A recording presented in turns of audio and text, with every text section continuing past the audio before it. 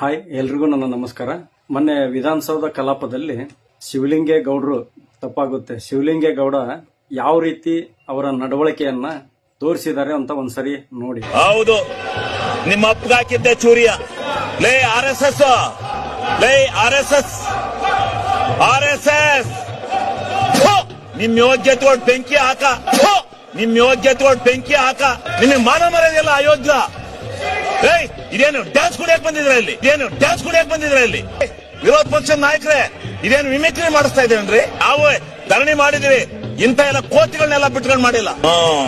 ನಿಮ್ಮ ಅಜ್ಜ ನೋಡಿದ್ರ ಇವನ್ ಮಾತಾಡ್ತಿರೋ ವರ್ತನೆನ ಇವ್ರು ಯಾವ ರೀತಿ ನಡ್ಕೊಂತಿದ್ದಾರೆ ಅಂತ ನೋಡಿದ್ರಲ್ಲ. ಮಾತಾಡ್ರಿ, ವಿರೋಧ ಪಕ್ಷದವ್ರಿಗೆ ಕಲಾಪದಲ್ಲಿ ಏನ್ ಮಾತಾಡಬೇಕು, ಎಷ್ಟು ಮಾತಾಡಬೇಕು ಅಷ್ಟನ್ನ ಮಾತ್ರ ಮಾತಾಡಬೇಕು. ನಿಮ್ ಪಕ್ಷಗಳ ನಡುವೆ ಇನ್ನೊಬ್ಬರನ್ನ ಲೇ RSS, ಲೇ RSS ನಿಮ್ ತಿಕ್ಕ ಹೊಡೆದಿದೆ. ನಿಮ್ಮನ್ನ ಪ್ರಶ್ನೆ ಮಾಡೋಕ್ಕೂ ಅವ್ರಿಗಿದೆ, ಅವ್ರ ಪ್ರಶ್ನೆ ಮಾಡೋ ಹಕ್ಕು ನಿಮಗಿದೆ. ನೀವು ನಿಮ್ಮಲ್ಲೇ ಇರಬೇಕು. RSS ಬಗ್ಗೆ ಮಾತಾಡೋದು ನಿಮ್ ನಡವಳಿಕೆ ಏನ್ರಿ? ನೀವೇನ್ ಕಲ್ತ್ಕೊಂಡು ಇಷ್ಟು ವರ್ಷ ರಾಜಕೀಯ ಮಾಡಿರೋದು ಬದನೆಕಾಯಿ. ನಿಮ್ಮ ವಯಸ್ಸಿಗಾದ್ರೂ ಮರ್ಯಾದೆ ಬೇಡವಾ ನಿಮ್ಗೆ? ಏನ್ ಮಾತಾಡ್ಬೇಕು, ಏನ್ ಬಿಡ್ಬೇಕು ಅನ್ನೋದೇ ಗೊತ್ತಿಲ್ಲ. ಇಷ್ಟೊಂದು ಪ್ರತಿಭಟನೆ ಮಾಡ್ತಿದ್ರಂತ ನೀವು ಕಿರ್ಚಾಡ್ತಿದಿರಲ್ಲ. ಮೊನ್ನೆ ನಿಮ್ BK ಹರಿಪ್ರಸಾದ್ ಅವ್ರು ಏನ್ ಮಾಡಿದ್ರು? ಮೊನ್ನೆ ರಾಜ್ಯಪಾಲರು ಭಾಷಣ ಮಾಡಿಲ್ಲ ಅಂತ ಅಷ್ಟೊಂದು ವಿಧಾನಸೌಧದಲ್ಲಿ ಹರ್ಕೊಂಡು ಬಟ್ಟೆ ಹರ್ಕೊಂಡೆಲ್ಲ ಉಳ್ಳಾಡಿದ್ರಲ್ರಿ. ಅವಾಗ ನೀವೇನ್ ಮಕ್ಕೊಂಡಿದ್ರ? ಇಲ್ಲ ಗೆಣಸ್ ಕೆರೆಯಕ್ ಹೋಗಿದ್ರ?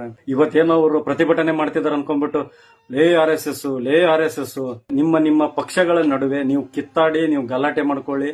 ವಿಧಾನಸೌಧಕ್ಕೆ RSS ಸಂಬಂಧನೇ ಇಲ್ಲ. ಲೇ RSS ಅಂದ್ರೆ ಏನ? ಅಧಿವೇಶನ ನಡೆಸಕ್ಕೆ RSS ಬಂದಿದ್ಯಾ? ಶಿವಲಿಂಗೇಗೌಡ ವಯಸ್ಸಾಗಿದೆ ಹೊರತು ಬುದ್ಧಿ ಬೆಳೆದಿಲ್ಲ. ಸುಮ್ನೆ ಎಲ್ಲರೂ ಮಾತಾಡ್ತಾರೆ, ನನ್ನ ಯಾರು ನೋಡ್ತಾ ಇಲ್ಲ, ಕ್ಯಾಮ್ರಾ ನನ್ನ ಕಡೆ ಬರ್ತಾ ಇಲ್ಲ ಅನ್ಕೊಂಡು ಸುಮ್ನೆ ಹೇಳ್ಬಿಡೋದು. ಬಿಜೆಪಿಯವರು ಏನಾದ್ರೂ ರಾಜ್ಯದಲ್ಲಿ ಅಕ್ರಮವಾಗಿ ತಪ್ಪುಗಳನ್ನ ಮಾಡಿದ್ರೆ ಅದನ್ನ ನೀವು ವಿಧಾನಸೌಧದಲ್ಲಿ ಜನರ ಮುಂದೆ ತೋರಿಸ್ಬೇಕು. ಕಾಂಗ್ರೆಸ್ದವರು ಏನಾದ್ರೂ ಈ ರಾಜ್ಯಕ್ಕೆ ಅನ್ಯಾಯ ಮಾಡಿದ್ರೆ ಅದನ್ನ ಬಿಜೆಪಿಯವರು ಜನಗಳ ಮುಂದೆ ವಿಧಾನಸೌಧದಲ್ಲಿ ಅಧಿವೇಶನದಲ್ಲಿ ಜನರಿಗೆ ಅದನ್ನ ಮುಟ್ಟಿಸುವಂತ ಕೆಲಸ ಮಾಡಬೇಕು.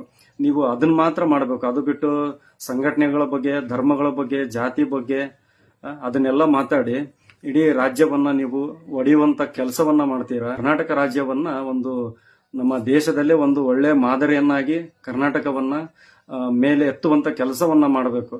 ಅದು ಬಿಟ್ಟು ನೀವು ಈ ತರ ವಿಧಾನಸೌಧದಲ್ಲಿ ಬಾಯಿಗೆ ಬಂದಂತೆ ಮಾತಾಡಬಾರದು. ಜೈ ಕರ್ನಾಟಕ ಮಾತೆ.